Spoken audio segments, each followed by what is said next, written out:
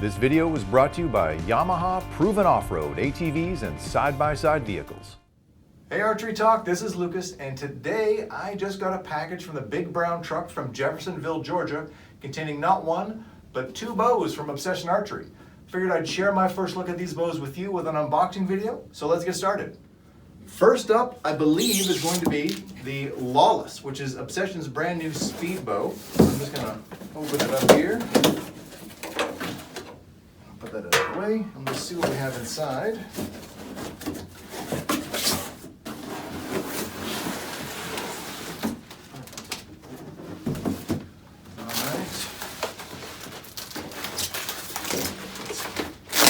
Open up this.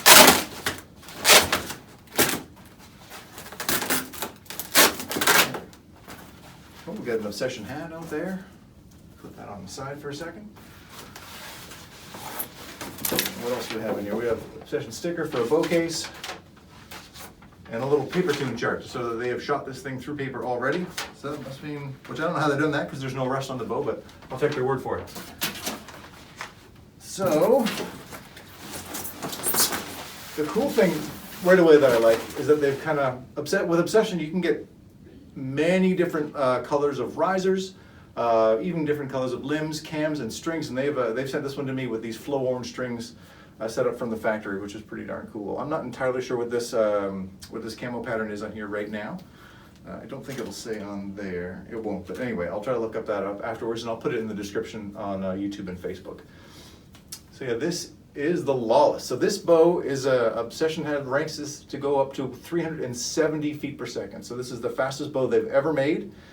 It has got a really tight brace height of about 5 1/8 inches. And I think axle to axle on this bow is just over 32 inches. Let me double check. I wrote a cheat sheet down here so I wouldn't forget. Yeah, 32 3/4 inches, so almost 33 inches really. It's a fairly long, forgiving axle to axle length. And then this will be the second Obsession bow I've ever tested. I did the Fixation 6 XP last year, which I ended up liking quite a bit. The bow, to note, is on a heavier side, so I think the Lawless is 4.5 pounds. And I noticed the same thing with the Fixation. It feels pretty stout in the hand, but it also made the bow super steady to hold at full draw. I did not really feel a need to have a stabilizer on the bow as far as kind of aiming goes. It felt really nice without it.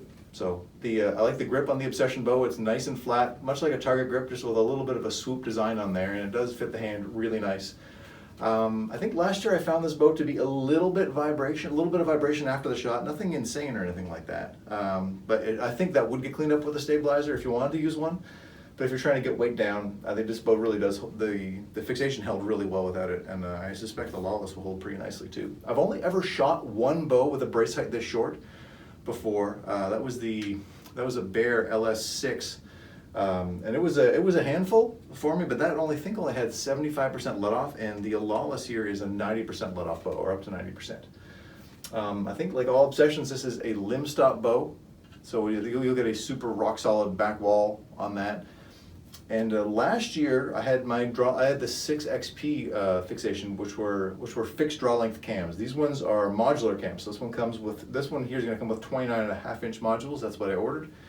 I ordered this to be 70 pounds, so I will do a speed test on this one pretty soon, just because I want to see how quick it is. I think the 6 XP I had last year was a 358 IBO. This is 370, so it should be noticeably quicker. The Fixation was a little slower through the chrono than I thought it was going to be last year, but I was still getting really nice speed. I think it ended up being the second fastest bow I tested for 2018.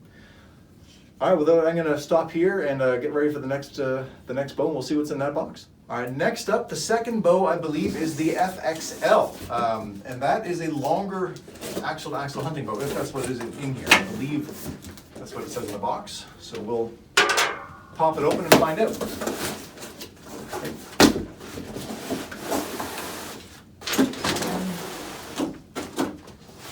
Put the box down over here, get it out of the way, and we'll see what's inside. Oh, there's another Obsession hat. I'm going to have to give these away or something because I only need so many Obsession hats. All right, oh, this one's got the limb dampeners popped out here. I'm just going to pop that back in real quick before we go any farther. Okay. We'll adjust that. So this Yeah, this is indeed the FXL, and again, this one again comes with like a bullet hole paper tune test, but again, there's no rest on there, so I assume they just put one at level and give it a shot. But yeah, there's no D-loop, no rest. I'm not entirely sure how they would do that, but I'll take their word for it again, like I mentioned. So the FXL that's cool. This is a much longer bow. I think it's got the same camo pattern that was on the Lawless. And this bow, axle to axle, is 34.5 inches. This is a pretty long hunting bow. Again, my draw length is 29.5 inches, so I tend to like a longer bow, although there's a couple bows last year that changed my mind, notably the Matthews Triax at 28 inches, but I suspect I'm gonna like this bow a lot. Brace height on this one is 6.5 inches, so a little bit more forgiving. And IBO rated speed on this one is up to 350 feet per second. Beyond that, I think it's large. You know, it'll have the same cams as the Lawless had. It's got the same limb stop system. This one came with flow green strings, which I actually like a lot. That looks really sharp on this bow. I think it'd be fun to have like a flow, maybe an orange string and green cables or some combination like that. It would look really sick on this thing.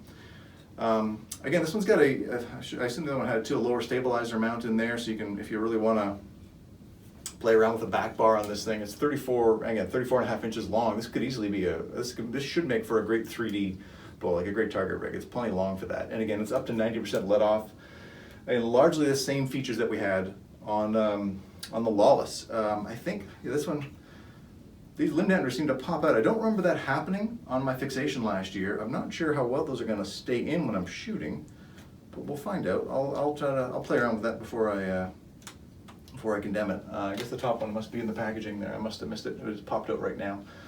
But again, this bow is a touch heavier, I think, than the Lawless. This one's like 4.6 pounds. So yeah, just about the same thing, but just a tenth of a pound more.